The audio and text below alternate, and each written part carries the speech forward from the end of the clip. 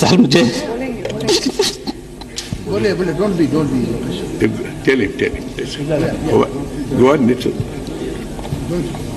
योगी जी इसी हाथ इस माफिया को मिट्टी में मिला देंगे।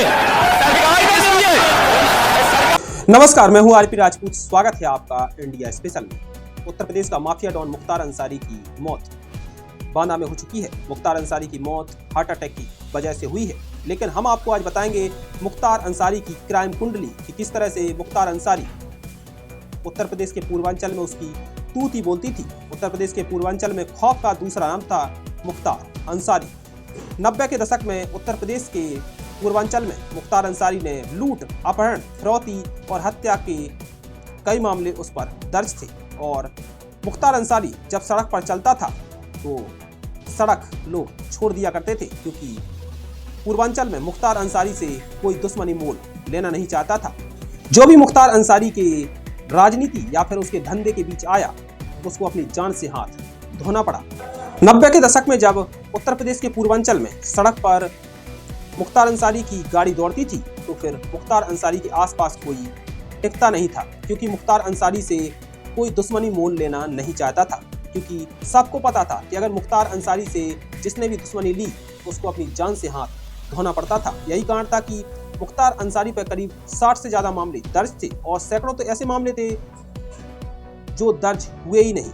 मुख्तार अंसारी दिन दहाड़े लोगों को गोलियों से भुनवा दिया करता था। आप सोचिए कि एक सिटिंग एमएलए को मुख्तार अंसारी ने मरवा दिया था, और यही कारण है कि अब मुख्तार अंसारी की मौत पर कई लोग खुशी मना रहे हैं। जिनके घर उजड़ गए वो अब खुशियां मना रहे हैं। लेकिन हम आपको बताएंगे आज मुख्तार अंसारी की क्राइम कुंडली, किस तरह से मुख्तार अंसारी की उत्तर प्रदेश के पूर्वांचल में तूती बोला करती थी और किस तरह से वह बड़ी बड़ी वारदातों को अंजाम दिया करता था। देखिए पूरा। 90 के दशक में उत्तर प्रदेश के पूर्वांचल में खौफ का दूसरा नाम था मुख्तार अंसारी। मुख्तार अंसारी की मौत तो हो चुकी है, लेकिन उसकी क्राइम कुंडली जानकर आप भी हैरत में पड़ जाएंगे। माफिया डॉन मुख्तार अंसारी की क्राइम कुंडली में ढेरों केस दर्ज थे, और फहरिस्त इतनी लंबी है जिन्हें सुनकर आप भी हैरत में पड़ जाएंगे। देश के 3 राज्यों में उसके खिलाफ मुकदमे दर्ज थे। मुख्तार अंसारी पर हत्या, लूट, डकैती, अपहरण जैसे कई संगीन मामले दर्ज थे, और ये वो मामले दर्ज थे जिन्होंने हिम्मत जुटाकर मुख्तार अंसारी के खिलाफ पुलिस में मामला दर्ज करा दिया। सैकड़ों तो ऐसे थे कि मुख्तार का नाम सुनकर ही उल्टे पैर घर चले आए। उत्तर प्रदेश में माफिया राज का अंत हो चुका है। 90 के दशक में उत्तर प्रदेश में माफियाओं की बात करें तो सबसे पहले नाम आता था मुख्तार अंसारी का। 90 के दशक में अंसारी ने उत्तर प्रदेश के पूर्वांचल में खूब गदर काट रखी थी। आतंक ऐसा कि आम तो आम पुलिस वाले भी उस पर हाथ डालने से 100 बार सोचते थे। जब वह सड़क पर निकलता था तो हर कोई सड़क के किनारे खड़ा रहता था और देखता था कि मुख्तार भाई जा रहे हैं, और अगर सड़क पर आप खड़े रहे तो फिर मुख्तार भाई आपको कभी भी ठोक सकता था। वह कभी खुली जीप में घूमता तो कभी मूंछों पर ताव देकर निकलता था। गुंडा टैक्स, रंगदारी टैक्स और ठेका टैक्स उसकी आय का मुख्य जरिया थे। जब वह राजनीति में आया तो वह कभी हारा नहीं। बड़े बड़े नेताओं को उसने सियासत के मैदान में पछाड़ दिया। पछाड़ता भी क्यों नहीं, क्योंकि पूर्वांचल में वह जीत की गारंटी हुआ करता था। ये नाम था माफिया डॉन मुख्तार अंसारी का, जिसकी बांदा जेल में हार्ट अटैक से मौत हो चुकी है।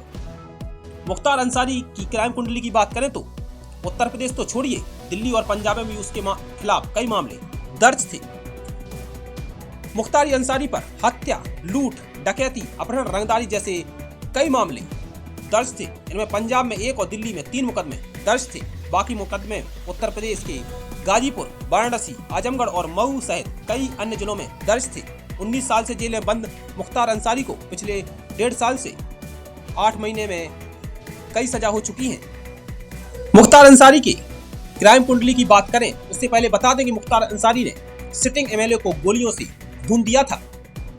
कृष्णानंद राय को उसने 65 गोलियां मरवाई थी। कृष्णानंद राय के शरीर से करीब 65 गोलियां निकाली गई थी। उसमें करीब 6 लोगों की मौत हो चुकी थी, और वहां पर करीब 400 राउंड फायरिंग हुई थी। मुख्तार अंसारी के बारे में ज्यादा जाने उससे पहले कृष्णानंद राय की पत्नी ने आज क्या कहा था, सबसे पहले आपको वो जरूर सुनना चाहिए। हार्ट अटैक से मौत हुई इस पूरे मामले में। जी हाँ, हमको तो भगवान बाबा विश्वनाथ पर पूरा भरोसा था। आज बाबा के विश्वनाथ की आशीर्वाद से, कृपा से मुझे न्याय मिला है, क्योंकि सीबीआई कोर्ट से भी हम लोग हार गए थे। आज योगी और मोदी जी का देन है जो कि आज हमको न्याय मिला है।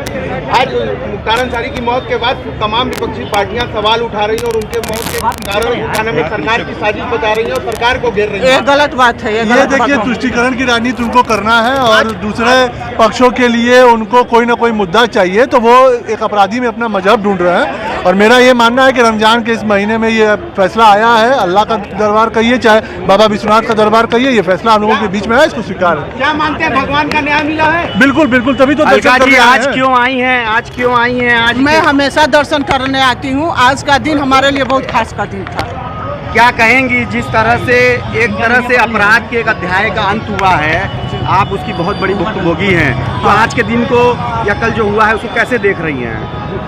इसको देखने का क्या सवाल है? ये सबसे पहले तो जितने बच्चे, जितने परिवार अनाथ हुए हैं, उसको बड़ा खुशी की बात है कि आज वो अपने को गर्व महसूस करते हैं कि ऐसे अपराधी का यहाँ से अंत हुआ है, इस धरती से बोझ खत्म हुआ है। किस तरह से प्रार्थना की है? बाबा से जुड़े हैं? हमेशा मैं बाबा के दरबार में आती हूँ, बाबा से न्याय की प्रार्थना करते हैं कि बाबा आपके ही दरबार में न्याय मिल सकता है और कहीं नहीं न्याय मिलेगा। 2005 का न्याय बस ये कहिए, गोरखनाथ बाबा का आशीर्वाद है, वो मिला है। आज आप मीडिया बंधु के माध्यम से मुझे जानकारी मिला कि माफिया सरगना मुख्तार अंसारी की मृत्यु हो चुकी है। और जैसे कि आप ही लोगों ने बताया कि वहाँ के मीडिया के पैनल में जो डॉक्टरों का पैनल था, उन्होंने ये स्पष्ट किया कि मृत्यु हार्ट अटैक से है। तो मेरा मानना है कि ये बाबा गोरखनाथ का आशीर्वाद है कि आज उनके दरबार से ये न्याय सुनने को मिला है। और कहीं ना कहीं ये देखें, हम लोग तो ये रमजान के पावन महीने में ये न्याय अल्लाह का भी मैं मान सकता हूँ कि उनका ये न्याय है कि ऐसे अपराधी का आज अंत हुआ है इस पृथ्वी से। और मेरा मानना है कि बाबा गोरखनाथ का आशीर्वाद ऐसे ही मेरे पे और मेरी माता जी के बना है। जय श्री राम, जय बाबा गोरखनाथ। भले ही मुख्तार की मौत पर आज लोग रो रहे हों, आंसू बहा रहे हों, बिलख रहे हों, लेकिन उनको ये भी समझना चाहिए कि ये मुख्तार अंसारी कोई समाज सेवी नहीं था। मुख्तार अंसारी एक खूंखार अपराधी था जिसने फिरौती, अपहरण और कई मामले उसके खिलाफ दर्ज थे। बात करें मुख्तार अंसारी के जुर्मों की तो सबसे पहले अवधेश राय हत्याकांड आता है। असल में कांग्रेस नेता अवधेश राय देश की 3 अगस्त 1991 को बेरहमी से उसकी हत्या कर दी थी। 33 साल पहले हुए हत्याकांड ने उत्तर प्रदेश को हिलाकर रख दिया था। मुख्य आरोपी के रूप में पहचान मुख्तार अंसारी की हुई थी। ये घटना वाराणसी के चेतगंज थाना क्षेत्र में हुई थी। 3 अगस्त की रात को कांग्रेस नेता अवधेश राय अपने भाई अजय राय के साथ बाहर खड़े थे, बात कर रहे थे किसी मुद्दे पर, लेकिन तभी एक तेज रफ्तार कार आई और कुछ बदमाशों ने उन पर ताबड़तोड़ फायरिंग कर दी। उस फायरिंग में अवधेश राय मारे गए। उस गोलीबारी ने 3 लोगों की जान ले ली थी। उस हत्याकांड के तुरंत बाद कांग्रेस नेता के भाई अजय राय ने पुलिस में मामला दर्ज कराया और आरोपी मुख्तार अंसारी को बनाया। इसके बाद उस जमाने में चंदौसी कोयला मंडी में मुख्तार का अवैध धंधा चलता था, वसूली किया करता था, काफी पैसा वो उसी तरह से कमाया करता था। लेकिन कांग्रेस नेता अवधेश राय भी एक दबंग नेता माने जाते थे।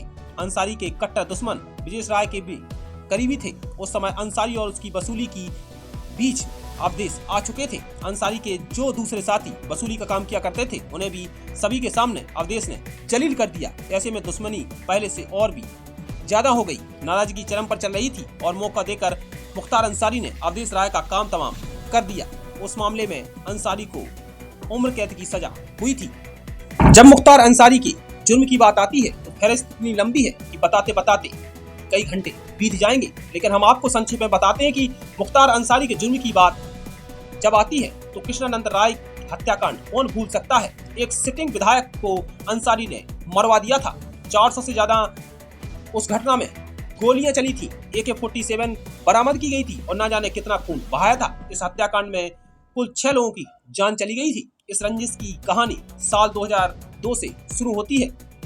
जिस सीट को मुख्तार अंसारी का गढ़ माना जाता था और ऐसा माना जाता था कि मुख्तार अंसारी यहां से जीत ही जाएगा, लेकिन बीजेपी के कृष्णानंद राय ने बड़ी जीत हासिल कर ली और मुख्तार का खेल बिगाड़ दिया। फिर क्या था, अंसारी के घर में हुई सेंधमारी को वह भुला नहीं पा रहा था। वह अपनी हार को हजम नहीं कर पा रहा था और शुरुआत से ही कृष्णानंद राय और उसके बीच में एक अदावत देखने को मिली थी।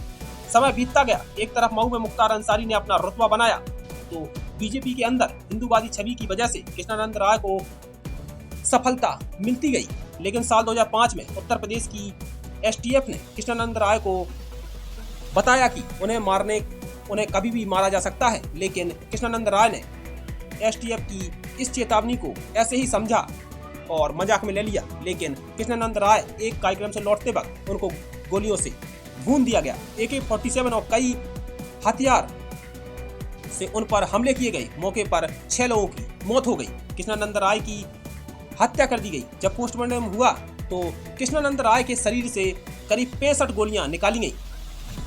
और आप सोचिए कि एक व्यक्ति के शरीर में किस तरह से इतनी गोलियां ठूंस दी गई हो। दोस्तों, आपको बता दें मुख्तार अंसारी से कोई दुश्मनी मोल लेना नहीं चाहता था। जो भी उसके बीच में आता था वह उसे निपटा देता था। यही कारण था कि मुख्तार अंसारी के सामने चाहे वो राजनीति या फिर उसके धंधे के बीच में आया, उसने निपटा दिया।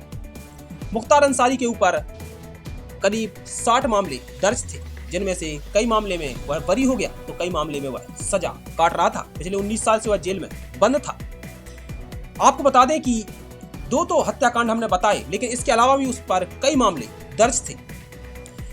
उसको रामचंद्र मौर्य की हत्या, मऊ में ठेकेदार मन्ना सिंह हत्याकांड और साल 1996 में गाजीपुर के एसपी शंकर जायसवाल पर जानलेवा हमले का दोषी माना गया था। साल 1997 में पूर्वांचल के सबसे बड़े कोयला कारोबारी रूगटा का अपहरण किया था और ये कुछ ऐसे जुर्म थे जिनके साथ भी मुख्तार अंसारी का नाम जुड़ा था। हैरानी की बात यह है कि जेल में रहते हुए भी मुख्तार अंसारी पर 8 मामले दर्ज थे। यानी मुख्तार अंसारी का रुतबा ऐसा था कि वो जेल में बैठकर किसी को भी मरवा सकता था। यही कारण था कि मुख्तार अंसारी के खिलाफ करीब 60 मामले दर्ज थे और हो सकता है कि सैकड़ों मामले दर्ज ना हुए हों, क्योंकि उत्तर प्रदेश के पूर्वांचल में उसका खौफ ऐसा था कि जो भी नाम लेता था वो शहर उठता था।